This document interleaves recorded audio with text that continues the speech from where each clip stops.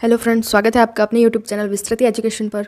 आज का हमारा वीडियो है पॉलिटी के टॉपिक राष्ट्रपति से। उससे पहले हम संघ पर डिस्कस कर लेंगे। पॉलिटी एक ऐसा सब्जेक्ट है जो सारे ही कंपटीशन एग्जाम्स में इस सब्जेक्ट से काफ़ी सारे क्वेश्चंस पूछे जाते हैं और इसका काफ़ी अच्छा वेटेज भी रहता है सारे एग्जाम्स में। सो वीडियो को स्टार्ट करते हैं। फर्स्ट है संघ किस भाग में रखा गया है संघ को। तो सबसे पहले तो संविधान के भाग 5 में संघ को रखा गया है।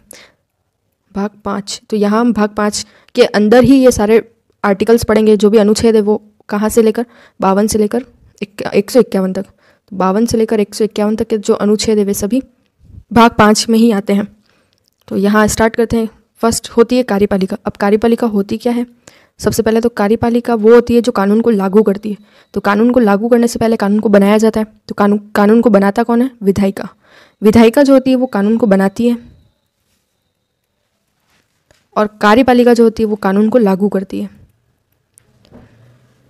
तो विधायिका और कार्यपालिका इन दोनों के बीच समन्वय होना बहुत ज़रूरी है। कोऑर्डिनेशन होना बहुत ज़रूरी है। किन दोनों के बीच? कार्यपालिका और विधायिका के बीच। अगर इन दोनों के बीच कोऑर्डिनेशन नहीं होगा तो ठीक से कानून नहीं बनेंगे, और या कानून तो बन जाएंगे लेकिन वो लागू नहीं होंगे। और इन दोनों के बीच समन्वय होने का एक फ़ायदा ये भी होता है कि वही कानून बनाए जाते हैं जो लागू किए जा सकते हैं। ऐसा नहीं है कि विधायिका ने तो कानून बना दिया लेकिन वो कानून ऐसा है जो जनता पर लागू ही नहीं किया जा सकता, तो ऐसे कानून को बनाने से भी कोई फ़ायदा नहीं होगा। तो इसलिए अब हम देखते हैं न्यायपालिका। न्यायपालिका इन दोनों से बिल्कुल सेपरेट होती है, बिल्कुल अलग होती है, और ये केवल कानून की व्याख्या करती है। व्याख्या करती है मतलब उसको पूरा डिस्क्राइब करती है। और इसको स्वतंत्र इसलिए रखा गया है क्योंकि अगर ये इसमें इन्वॉल्व हो जाए विधायिका और कार्यपालिका में तो न्याय मिलना मुश्किल है। साफ सी बात है, अगर हम ही रूल बनाए और हम ही उन रूल को तोड़ें और सज़ा देने वाली हम ही हो तो फिर उस रूल का कोई मतलब ही नहीं निकलेगा। इसलिए इस न्यायपालिका को सेपरेट रखना बहुत ज़रूरी है ताकि निष्पक्ष न्याय मिल सके। और ये है नियंत्रक महालेखा परीक्षक, को शॉर्ट फॉर्म में कैग भी बोलते हैं। कैग की फुल फॉर्म होती है कंट्रोलर ऑडिटर जनरल। ये लेखा परीक्षक होता है, मतलब भारतीय वित्त का प्रहरी। तो अब हम इनके आर्टिकल्स देख लेते हैं सबके। सबसे पहले तो कार्यपालिका कहाँ से कहाँ तक, आर्टिकल 52 से लेकर 78 के बीच कार्यपालिका के सारे आर्टिकल्स आएंगे। विधायिका 79 से 123, 124 से लेकर 147 तक न्यायपालिका, और 148 से 151 ये 3 जो आर्टिकल्स है वो कैग से रिलेटेड है।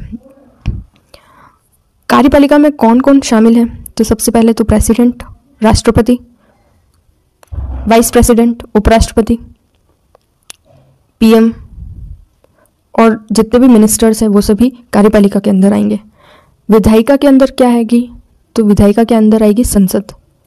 संसद के कुल 3 भाग हैं जिसमें से अभिन्न भाग है प्रेसिडेंट, राष्ट्रपति है, और 2 भाग और कौन से हैं? लोकसभा और राज्यसभा। ये 2 इसके भाग हैं। न्यायपालिका में क्या आएगा? सुप्रीम कोर्ट, उच्चतम न्यायालय आएगा। तो भाग 5 का हमारा पहला टॉपिक आएगा भारत का राष्ट्रपति। सबसे पहले तो आर्टिकल हम देख लेते हैं। फर्स्ट आर्टिकल है आर्टिकल 52। राष्ट्रपति का आर्टिकल यहीं से स्टार्ट हो रहा है 52। इसमें क्या कहा गया है? तो भारत का एक राष्ट्रपति होगा। राष्ट्रपति होगा। आगे दिया गया आर्टिकल 53 जिसमें कहा गया है कि समस्त कार्यपालिका शक्ति राष्ट्रपति में निहित होगी। ये 2 आर्टिकल राष्ट्रपति से रिलेटेड है। आगे 62 तक, ऐसे करके 52 से लेकर 62 तक जो आर्टिकल्स हैं वो सारे राष्ट्रपति से रिलेटेड है या राष्ट्रपति के ही हैं। इससे आगे हमें मिलता है निर्वाचक मंडल। तो निर्वाचक मंडल, ये रहा निर्वाचन मंडल, और इसका आर्टिकल है 54। आगे हम बात करते हैं निर्वाचन पद्धति। निर्वाचन पद्धति मतलब वोटिंग कैसे होगी, उसका जो सिस्टम क्या होगा, तो वो सभी आएंगे आर्टिकल 55। तो राष्ट्रपति के निर्वाचन मंडल और निर्वाचन से रिलेटेड 2 आर्टिकल है 54 एंड 55। फिर आगे हम बढ़ते हैं राष्ट्रपति का कार्यकाल। ये कार्यकाल और पद रिक्तता ये सभी आएगा आर्टिकल 56। और एक आर्टिकल आएगा 57। 57 का मतलब है पुनर्नियुक्ति। एक राष्ट्रपति 2 या 2 से अधिक बार राष्ट्रपति बन सकता है, राष्ट्रपति पद पर रह सकता है या नहीं, इन सब से रिलेटेड है। 57। तो कार्यकाल और पद रिक्तता से रिलेटेड 2 आर्टिकल है, 56 एंड 57। फिर आता है आगे 58 और 59 योग्यता से रिलेटेड आर्टिकल है। इससे रिलेटेड वापस 2 आर्टिकल है, 58 एंड 59। राष्ट्रपति की जो संवैधानिक स्थिति है वो ये 2 आर्टिकल डिफाइन करते हैं। क्या है कि भारत का एक राष्ट्रपति होगा, नॉर्मल सी लाइन है इसमें तो। और आर्टिकल 57 क्या कहता है कि समस्त कार्यपालिका शक्ति राष्ट्रपति में निहित होगी। इसका मतलब संवैधानिक रूप से तो सारी कार्यपालिका शक्ति जितनी भी है वो सभी राष्ट्रपति में निहित है, लेकिन वास्तविक रूप से राष्ट्रपति नहीं होता है सर्वे सर्वा।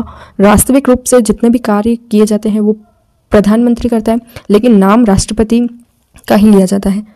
तो संवैधानिक रूप से तो राष्ट्र का प्रमुख राष्ट्रपति है, लेकिन वास्तविक रूप से पीएम है। तो सबसे पहले हम योग्यता पर डिस्कस करते हैं।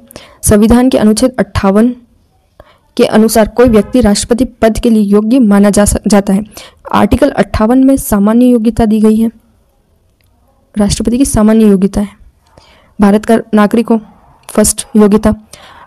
35 वर्ष की आयु पूरी कर चुका हो, मतलब राष्ट्रपति चुनाव लड़ने के लिए न्यूनतम आयु क्या है, 35 वर्ष। आगे है लोकसभा का सदस्य निर्वाचित किए जाने योग्य हो।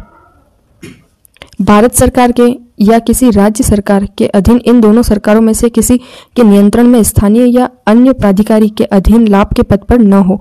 सबसे पहले तो यही है कि भारत का राष्ट्रपति जो होगा वो भारत का नागरिक होना चाहिए, 35 वर्ष उसकी न्यूनतम आयु होनी चाहिए और लोकसभा सदस्य बनने की योग्यता होनी चाहिए। चौथी विशेषता या योग्यता ये होनी चाहिए कि वो किसी भी लाभ के पद पर कार्यरत न हो। आगे योग्यता के ही बारे में देखते हैं। यदि कोई व्यक्ति राष्ट्रपति और उपराष्ट्रपति के पद पर या संघ अथवा किसी राज्य की मंत्री परिषद का सदस्य हो तो यह नहीं माना जाएगा कि वह लाभ के पद पर है। अच्छा, इस पॉइंट पर बात की गई है कि लाभ का पद कौन सा नहीं माना गया है। तो लाभ का पद कौन सा नहीं माना गया है, मंत्री परिषद का सदस्य या मतलब कोई मंत्री का जो भी पद है वो राष्ट्रपति और उपराष्ट्रपति इन 3-4 पदों को लाभ का पद नहीं माना गया है।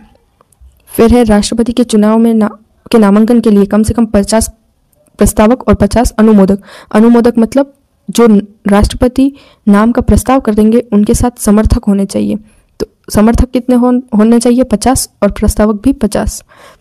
प्रत्येक उम्मीदवार को भारतीय रिजर्व बैंक में 15,000 रुपये जमानत राशि के रूप में जमा करानी होगी। यदि उम्मीदवार कुल डाले गए मतों का 1/6 भाग भी प्राप्त नहीं कर सकता है तो यह राशि जब्त कर ली जाएगी।